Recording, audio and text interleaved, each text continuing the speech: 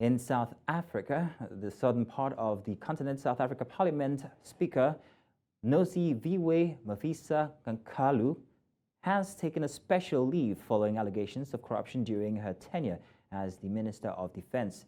Nqakula also expressed her willingness to cooperate with law enforcement agencies should they need to arrest her for alleged corruption. She said while she has not received any formal communication from the National Prosecuting Authorities about the arrest, she will cooperate with the authorities.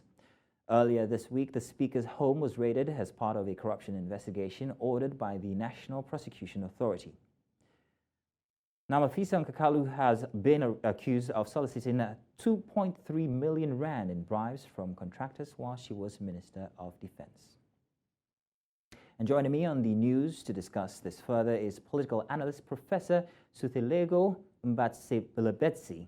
You're welcome, sir. Good to have you here. Hi, good day, sir, and welcome to your viewers as well. Thank you very much. Now, these are very serious allegations. How serious and credible are the corruption allegations that we're hearing of? No, they're very serious, and they come at a time when South Africa is on the eve of what I would say, yet again, a very fiercely contested election. So I don't think the Hawks or the police would have acted if there was not some form of credible evidence already. Not to say she's guilty, but at least pointing to that some of these allegations warrants an investigation, because I mean, to go and raid somebody's house, home, somebody such as was so senior, such a key position, not only within the African National Congress, but in our parliament, really tells you that the police are taking these charges and allegations very serious. So what's the potential impact of these corruption allegations on the reputation of the ANC, the African National Congress? No, as I've indicated, yet once again, on the eve of an election, whether now she's going to be charged, found guilty or not, that's not a question. The fact of the matter is the issue of corruption has been a huge fundamental challenge in our country, and I will not be surprised if the opposition party, already they've made some pronouncement to say she should be removed from parliament, but yet again that they will want to do some political scores, mileage out of this particular city, but it has the potential to cause huge reputational damage for the African National Congress, an organization that has been bleeding with these kind of allegations, and coming, as I've indicated, from someone who in the past has been serious allegations even during COVID. And as I've indicated, I strongly believe that our opposition parties and even civil society organizations will ask the African National Congress and the government of the day to act against her.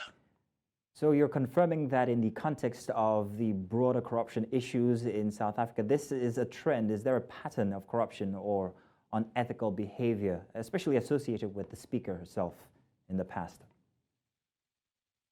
Well, there has been some serious allegations against the Speaker during COVID-19, but I'm putting it in the context of corruption in general. Corruption is a huge problem, and I don't think many people realize that that corruption is denying the current generation the future that so many South Africans have lost their life for us to enjoy the kind of democracy that we are currently enjoying in South Africa. So corruption is a huge concern, and you will not want senior people who should actually demonstrate that the party actually means what it preaches in terms of fighting corruption, and yet you find these kind of allegations very serious, a huge dent on the fight against corruption, on the fight against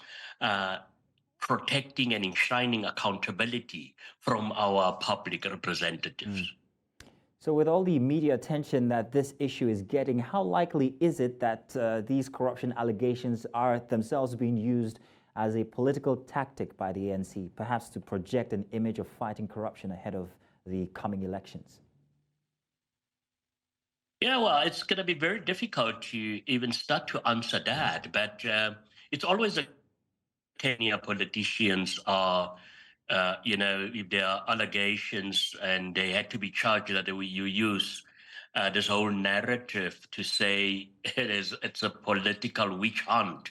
I often say if there are prima facie evidence that the case needs to be investigated, then let us allow our law enforcement agencies to do their work without all these other things. And I don't think the ANC would want to use this case, in any case, get involved in issues like this. Where they had to get involved is for their integrity committee to take a stance. But we haven't seen this happening in the past. I think they are sleeping. And it's always that they had to be driven to take a decision. I strongly believe in instances such as this, the internal disciplinary machinery of the African National Congress have to be kicked on. And if she is charged, she will have a day in court. And that's where I think the evidence will be tested. For now, we can't talk about a political witch hunt when the issue is about corruption. Well, thank you very much, Sethlego Mathepeletse.